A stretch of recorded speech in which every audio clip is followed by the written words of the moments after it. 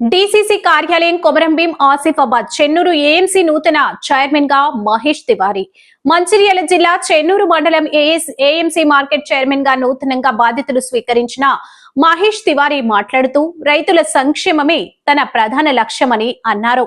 Market పారదర్శకత పెంచి రైతులకు న్యాయమైన ధరలు కల్పించేందుకు చర్యలు తీసుకుంటామని తెలిపారు. అలాగే మౌలిక వస్తువుల అభివృద్ధిపై ప్రత్యేక దృష్టి సారించి చెన్నూరు ఏఎంసీ మార్కెట్ ను ఆదర్శ మార్కెట్ గా తీర్చిదిద్దుతామని పేర్కొన్నారు. ప్రత్యేక రిపోర్ట్. నమస్కారం సార్. నమస్కారం అండి. నూతన చైర్మన్గా ఏఎంసీ చైర్మన్గా బాధ్యతలు స్వీకరించినందుకు మా ఛానల్ తరపు నుంచి మీకు శుభాకాంక్షలు తెలుపుతున్నారు. బాధ్యతలు స్వీకరించిన తర్వాత మీరు మొట్టమొదటిగా ఏ సమస్యలపై ప్రాధాన్యత ఇస్తారు? ఎన్టీవీకి నమస్కారం. ముందుగా మీ టీవీ ఛానల్కు ధన్యవాదాలు.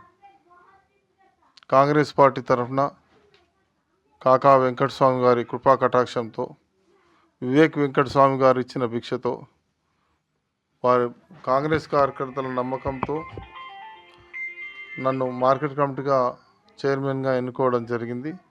ఇంకా ప్రమాణ స్వీకారం కాలేదు, ఆదేశాలు అందాయి, అధికారులు చెప్పారు.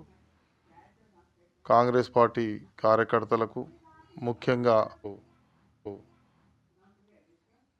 గడ్డం వివేక్ వెంకటస్వామి గారికి ప్రత్యేకంగా ధన్యవాదాలు తెలుపుతూ, రైతులు ఏడ్చినాడు రాజ్యమే ఉండదు అనేది నానుడి. గత పాలకుల వ్యవస్థలో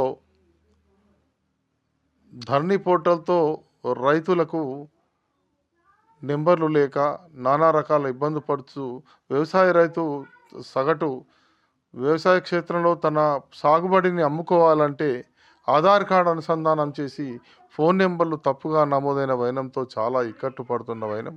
ముందుగా మొట్టమొదలే నేను చార్ట్ తీసుకోగానే వ్యవసాయ అధికారులను పిలిచి, ఎక్కడో రాజస్థాన్లో, ఎక్కడో హైదరాబాద్లో ఉన్న అకౌంట్లోకి డబ్బులు ట్రాన్స్ఫర్ అవుతున్నాయి తప్ప ఇక్కడ అకౌంట్ల పరిశీలనలో చాలా తప్పిదాలు ఉన్నాయి. రైతు భరోసా అందడం ద్వారా కూడా అకౌంట్లలో తప్పులు నమోదుగా అకౌంట్లోకి డబ్బులు వెళ్తున్నాయి. ప్లస్ ధాన్యం అమ్మకం పైసలు కూడా వేరే అకౌంట్లోకి వెళ్తున్నాయి. రైతులు ఏదైతే ఆధార్ కార్డు తన అకౌంట్ ఇస్తారో వారికి అనుకూలమైన అకౌంట్ను సరిదిద్దే మొదటి ప్రయత్నంగా చేస్తాను. మా కాకా వెంకటస్వామి గారి తనయుడు వివేక్ వెంకటస్వామి గారు క్రమశిక్షణతో, నిబద్ధతతో ఎట్లా అయితే మైనింగ్ శాఖను నడిపినట్టు నాకు మచ్చరానియకుండా వ్యవసాయ శాఖలో నువ్వు పనిచేయాలని ఆదేశించినారో అదేవిధంగా నేను పనిచేయడానికి సిద్ధంగా ఉన్నాను.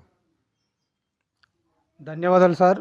మీ అమూల్యమైన టయాన్ని మాకు కేటాయించి ఇచ్చినందుకు